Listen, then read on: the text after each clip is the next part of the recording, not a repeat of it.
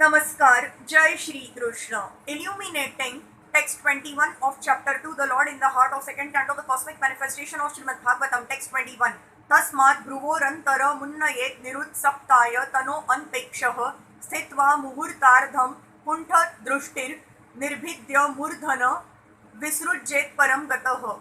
Thereafter, the bhakti yogi should push the life air up between the eyebrows and then, blocking the 7 outlets of the life air, he should maintain his aim for going back home, back to Godhead.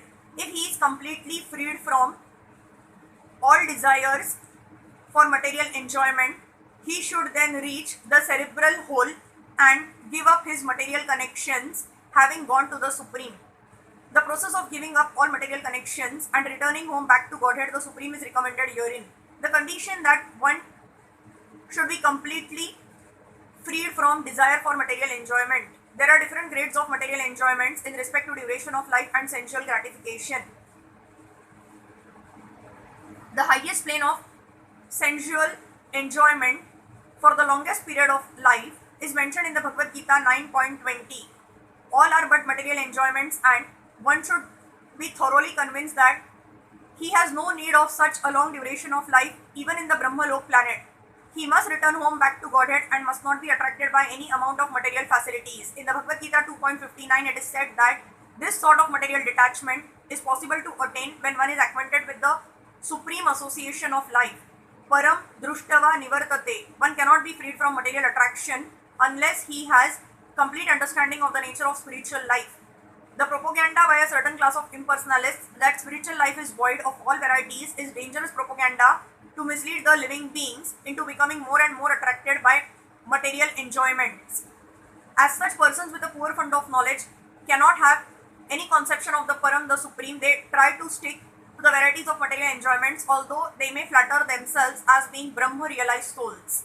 Such less intelligent persons cannot have any conception of the Param as mentioned in this verse, and therefore they cannot reach the Supreme. The devotees have full knowledge of the spiritual world, the personality of Godhead, and its transcendental association in unlimited spiritual planets called Vaikuntha Lokas. Herein, Akuntha Drushtiha is mentioned. Akuntha and Vaikuntha convey the same import, and only one who has his aim fixed upon that spiritual world and personal association with the Godhead can give up his material connections even while living in the material world. This Param and the Param Dham mentioned in several places in the Bhagavad Gita are one and the same thing. One who goes to the Param Dham does not return to the material world. This freedom is not possible even by reaching the topmost slope of the material world. The life air passes through 7 openings, namely 2 eyes, 2 nostrils, 2 ears and 1 mouth. Generally, it passes through 1 mouth at the time of an ordinary man's death. But the yogi, as mentioned here, who controls the life air in his own way, generally releases the life air by puncturing the cerebral hole in the head.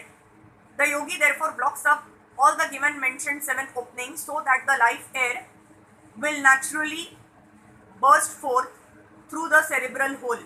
This is the sure sign of a great devotee's leaving the material connection. Hare Krishna.